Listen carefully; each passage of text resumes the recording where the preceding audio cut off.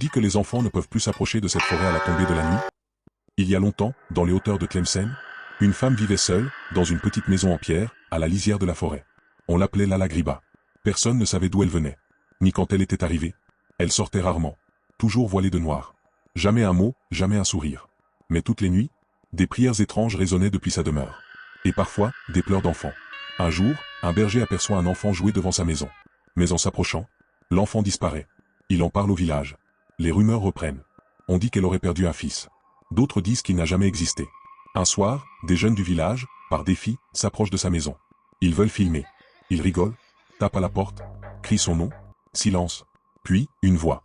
Grave, froide. Rentrez chez vous, avant que je vous accompagne. Ils fuient. Le lendemain, un des garçons est retrouvé. Le visage figé, le regard vide, muré dans le silence. Et Lala Griba, elle disparaît. Des semaines plus tard, une femme erre en ville. Elle parle seule. Elle pleure. Elle répète. Il est là, mon fils, il m'attend dans la forêt. On dit que c'était elle. Mais personne ne l'a revue depuis. Certains habitants jurent l'avoir aperçue, vers 2 heures du matin, marchant entre les arbres, tenant un enfant par la main. Mais quand on regarde de plus près, il n'y a personne.